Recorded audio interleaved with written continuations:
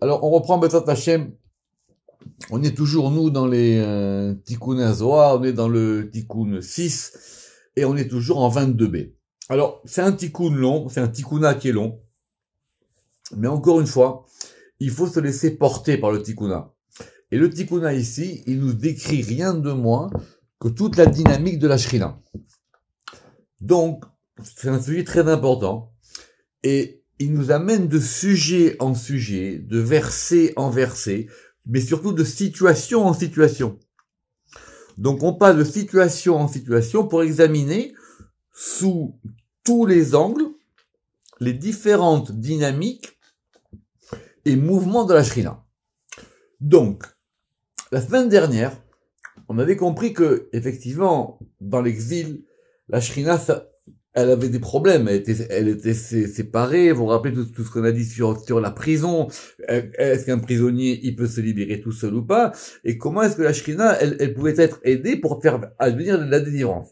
Si vous vous en souvenez de la cours de la semaine dernière, très important, on avait dit qu'il y avait deux possibilités. Soit c'est la Shrina d'en haut qui aide la Shrina d'en bas, ou soit c'est un degré extérieur à la Shrina qui viendrait plutôt du côté masculin, qui allait permettre à la Shrina de sortir de son exil, ce qu'on a dit, de se relever, de sortir de la poussière. Mais, on a dit que même en exil, la Shrina, elle a des moments de repos. Et son moment de repos principal, c'est le moment du Shabbat. En gros, c'est l'idée que tout le monde comprend, à savoir que le Shabbat, c'est une pause. Même si on vit dans une période générale qui s'appelle l'exil, le Shabbat, c'est un moment à part. C'est pas simplement un jour différent en quantité, c'est aussi un jour différent en qualité. Et si vous en rappelez, on a parlé justement de la différence qu'il y avait entre l'aigle et la colombe. Et cette fameuse colombe, quand on a dit Velo, Matza, Yona, Manouach, Lecha, Fragla, c'est-à-dire c'est la colombe, évidemment, que j'espère que vous savez, de l'Arche de Noé, il y a marqué que la colombe, elle n'a pas trouvé de repos pour poser sa patte. Simplement, Shabbat et les fêtes, c'est différent. Bon, ici, on dit Shabbat et les fêtes, mais on va voir que c'est plus Shabbat. Parce que il se passe quelque chose de très particulier. Maintenant, comment est-ce que la Shrina, même étant séparée, même étant en exil, elle peut trouver à l'intérieur de ce temps d'exil un temps qui s'appelle le Shabbat? Et ce qu'on va voir aujourd'hui est évidemment très complexe. Et pour ce faire-là, effectivement, on va voir ça avec des versets. Alors, on va relire effectivement le dernier paragraphe qu'on a lu la semaine dernière. Comme j'ai dit, on est toujours en 22b, ou Béaou Zimna. Et donc, en ce temps-là, c'est-à-dire le temps, on a dit, le temps du Shabbat et des fêtes, mais c'était plus le Shabbat. Et donc, en ce temps-là, Itihadat Imbala, elle va s'unir avec son époux. Le Rama qui fait lui attention, il dit, effectivement, c'est une union provisoire. Parce que normalement, on aimerait que l'union soit constante et permanente. C'est simplement l'union qui dure le jour du Shabbat.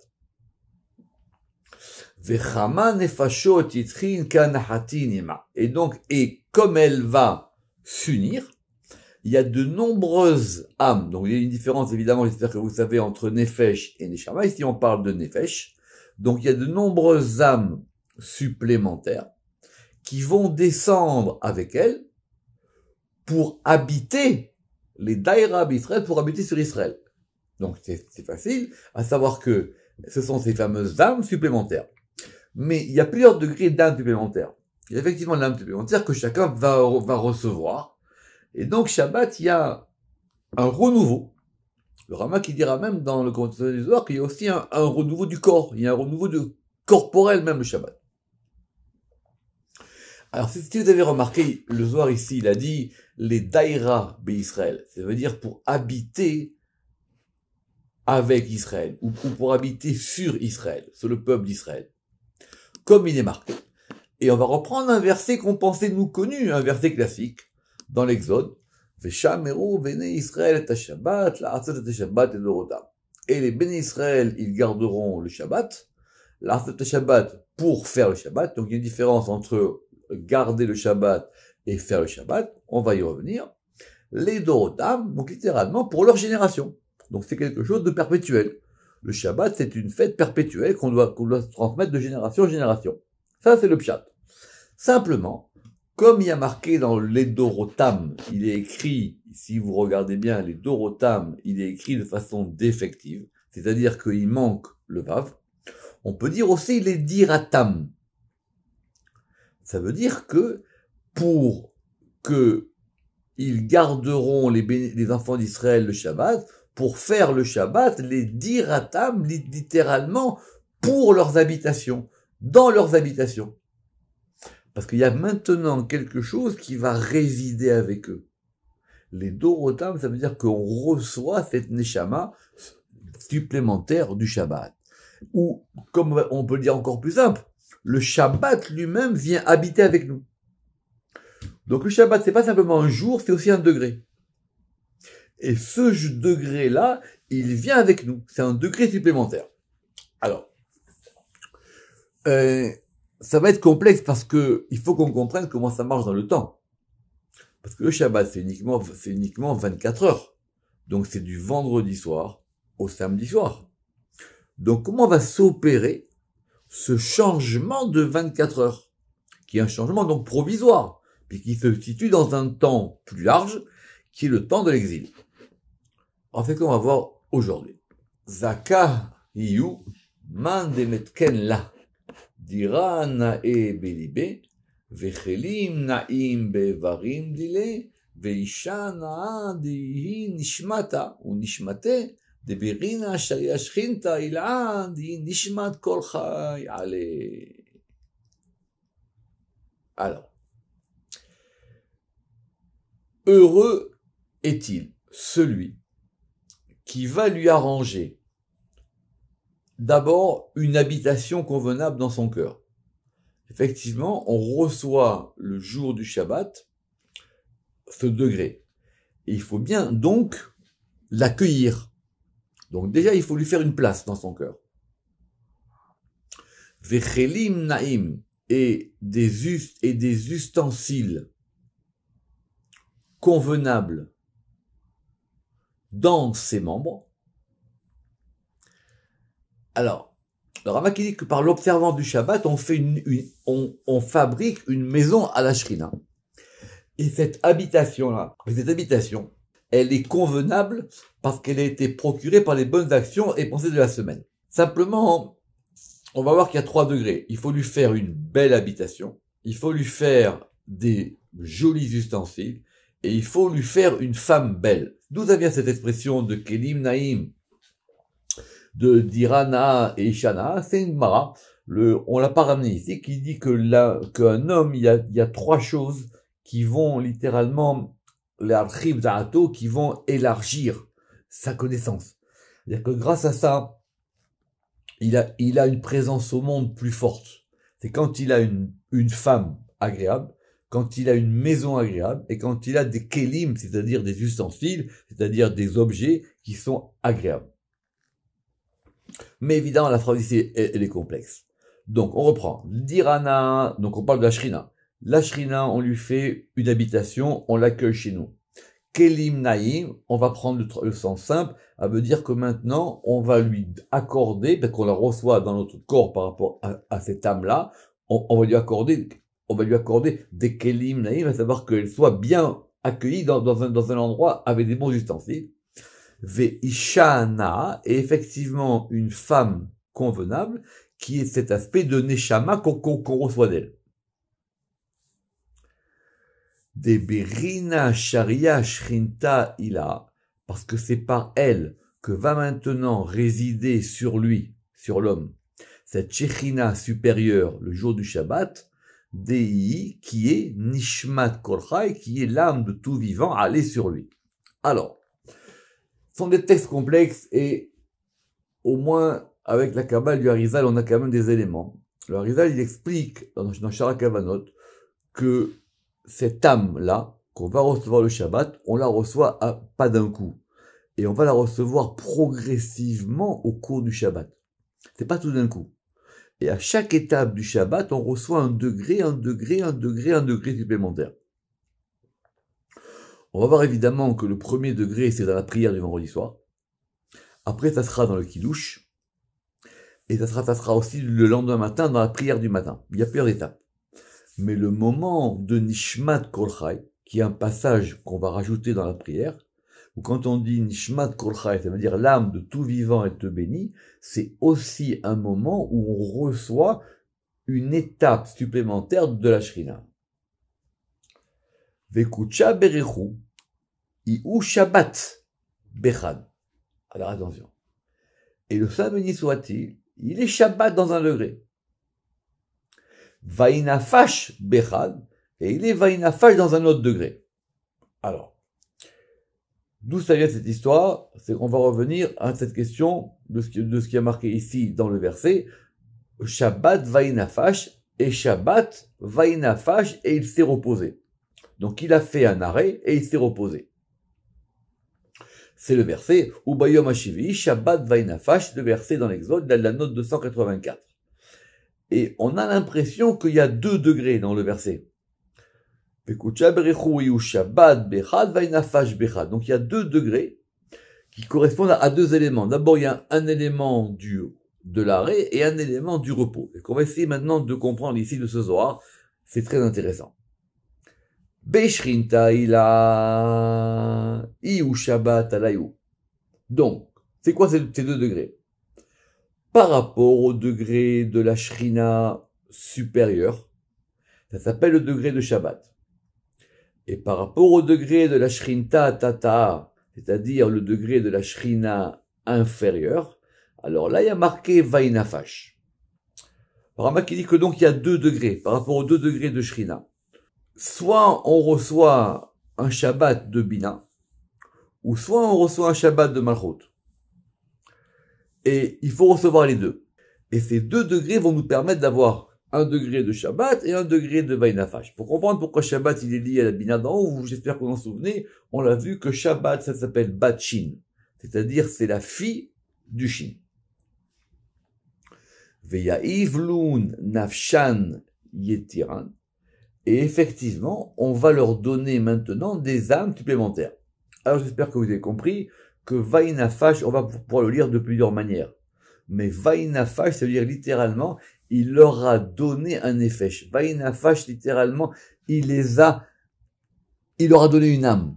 C'est le verbe de nefesh qui fait le verbe Vainafash. Or, ce degré de nefesh, c'est Malchut. J'espère que vous vous en souvenez, il y a plusieurs degrés de l'âme. En tout cas, d'après voir, il y en a au moins 3. Il y a nefesh, ruach et neshama. Et donc, quand on reçoit ces choses-là, ce sont comme des âmes qui descendent du ciel. Via Ivlun Nafshan Yetiran, et il leur donne des âmes, des nefesh supplémentaires, qui correspondent, en fin de compte, c'est comme les suivantes. Ce sont les suivantes de la reine. La reine, elle a des suivantes, elle a des jeunes filles d'honneur. Et c'est pour ça qu'ici, on ramène le verset qui est marqué dans Teilim, Deinun, Betulot Acharea. C'est-à-dire, il y a la reine, et elle est suivie par des jeunes filles vierges, et par des amis, Mouvaot Lar, et qui sont amenés vers toi. C'est marqué dans Teilim, Rama qu'il a déjà ramené ce verset plusieurs fois pour expliquer que ce sont toutes les filles d'honneur, toutes les cohortes qui sont avec la Shrina d'en bas. Des Ka Atian Aima, et qui viennent avec elle. Donc, regardez tout ce qui se passe au Shabbat. Il y a des âmes qui descendent avec la Malchut. Vechama malachin memanan, et il y a en plus de nombreux anges proposés. Ou meshamshin dileun, et ces anges-là, ils ont aussi des serviteurs. Ka'atian imaun, et lorsqu'ils viennent avec ces degrés. Alors, Rama qui dit, pourquoi on a besoin de tout ça? Parce qu'il dit que chaque neshama qui descend le Shabbat, elle a besoin d'un ange. Des inun shivain, et qui sont au nombre de 70. Pour le moment, gardons ça. Des talian, et qui dépendent de ces 2 degrés du Shabbat qui s'appellent Zachor et Shamor. Donc, ces anges qui protègent les nouvelles âmes du Shabbat, ils dépendent de ces 2 principes du Shabbat qui sont Zachor et Shamor. Pourquoi 70? On va dire peut-être d'une raison simple, ça veut dire que c'est 7 fois 10. C'est-à-dire ce sont les degrés de 7 fois 10. Mais, si on rajoute à 70 les 2 degrés de Zachor et Shamor, on arrive donc à 72. Et 72, c'est quoi? 72, c'est la valeur numérique de Vaïchoulou, qu'on dit dans le Kiddush. Veda iu Vaïchoulou hashamaim ve'aretz vechol sevam. Alors il faut qu'on reprenne encore une fois Maaseh Bereshit. Ça veut dire quoi cette expression que le jour du Shabbat, Vaïchoulou hashamaim ve'aretz vechol sevam. Et il faut prendre le temps d'analyser les versets, plusieurs fois. Littéralement, Vaïchoulou, ils ont été totalisés. Les cieux et la terre. Vechol sevam. Alors, c'est-à-dire quoi qu'ils ont été totalisés? Première explication, ils ont été terminés. Deuxième explication, maintenant ils forment un tout. Avec le Shabbat, bien que le Shabbat, il n'y a rien qui ait été créé. Le Shabbat, il donne une forme à toute la création. Et cette forme de la création, ça s'appelle Vaïchoulou. Vaïchoulou hashamaim ve'aretz vechol sevam. Par le Shabbat, maintenant, on a une totalité, une complétude de la création. Mais Vaïchoulou est 72.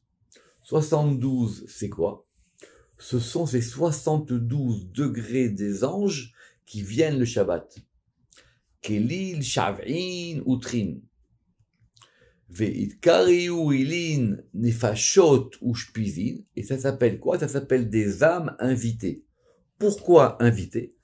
Parce qu'elles viennent de Shabbat en Shabbat. Après Shabbat, elles disparaissent. Donc, ve'itkariu ilin nefashot ushpizin. Berin de la Sharian Israël, parce qu'elle ne demeure sur Israël, et là, Beyom Shabbat, que le jour du Shabbat.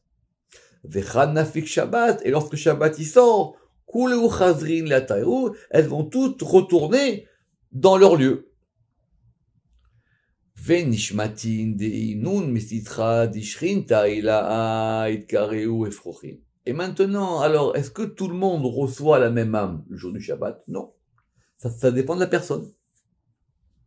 Ça dépend du degré dans lequel on est. Or, ce degré, il est lié à quoi? Ce degré, il est lié à notre attachement à la Shrina. Or, cet attachement à la Shrina, il provient de quoi? Il provient des divers degrés de la Shrina qu'on a vu au début dans le verset de Ki-Kare Ken-Sipor. Le fameux nid d'oiseau. Or, qu'est-ce qu'on avait là-bas comme degré? On a dit, soit on a des poussins, des effrochim, soit on a des betsim, soit on a des œufs, soit on a des banim. Et les Tikkun Hazohar, ils ont beaucoup parlé de ça. Que ces 3 degrés dépendent. Alors effectivement, les effrochim sont des poussins. Vous vous rappelez qu'on a dit que le poussin, c'est bien, mais il n'a pas d'aile, il peut pas voler. Alors que l'œuf, lui, par contre, c'est un poussin qui n'a pas encore éclos. Alors, et les âmes, des Inu, Misitra, des Shrinta, qui sont du côté de la Shrina supérieure, eux, ils s'appellent les Frochin. Et les âmes, qui proviennent de la Shrina d'en bas, ils s'appellent les Betsim.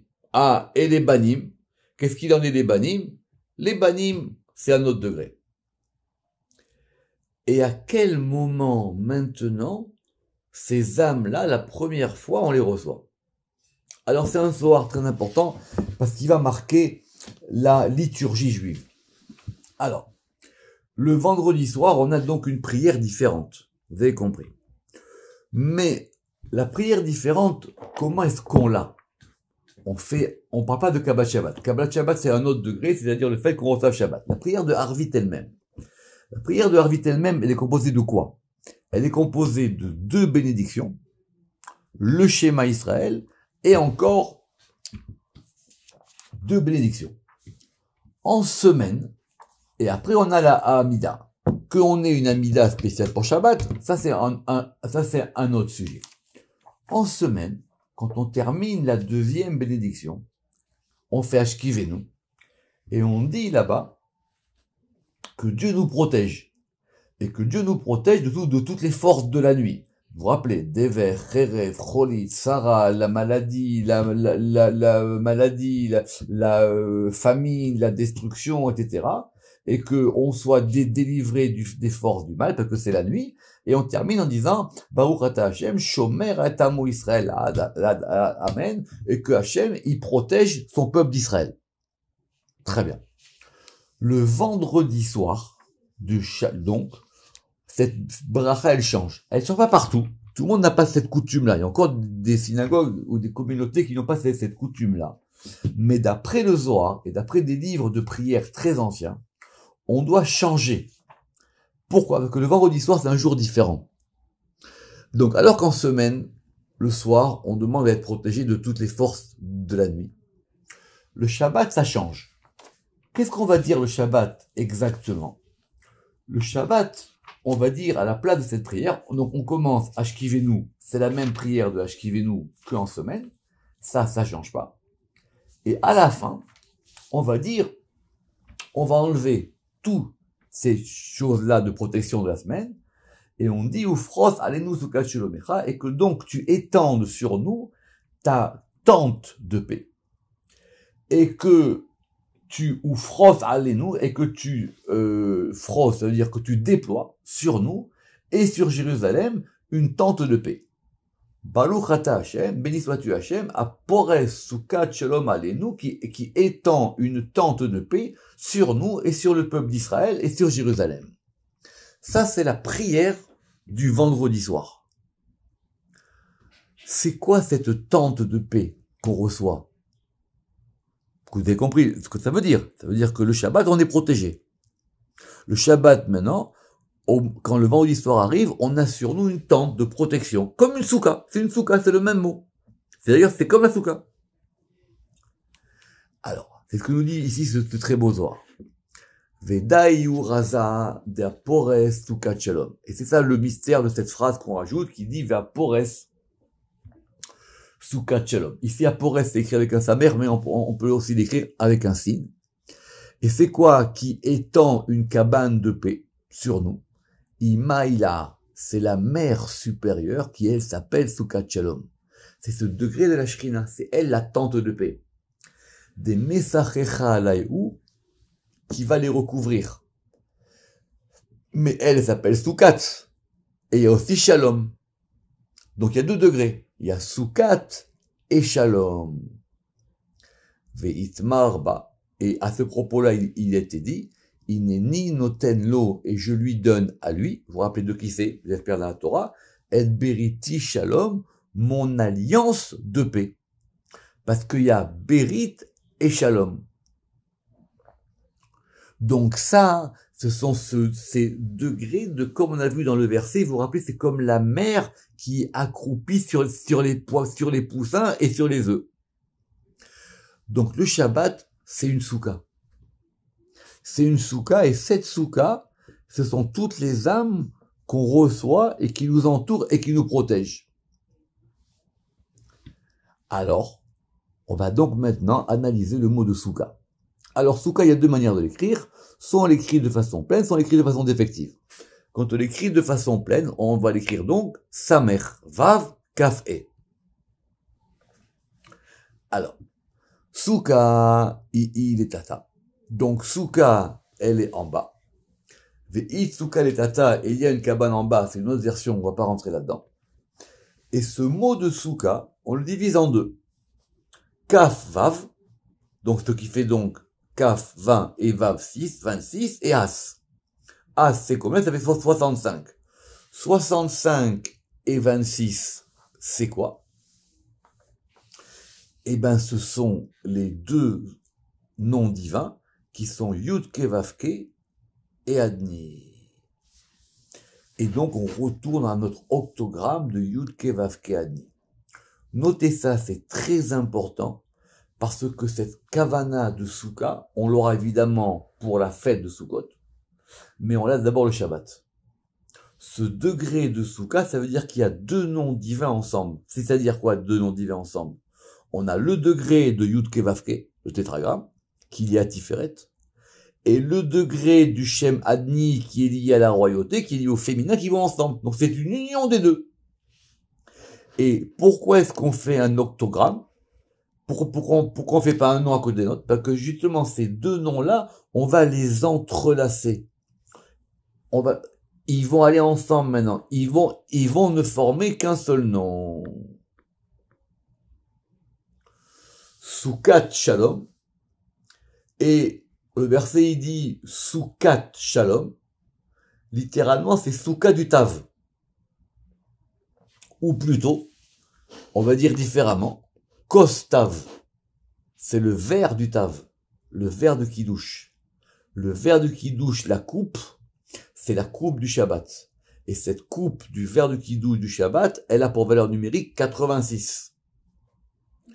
Et c'est quoi le Tav? Le Tav, c'est Tiferet.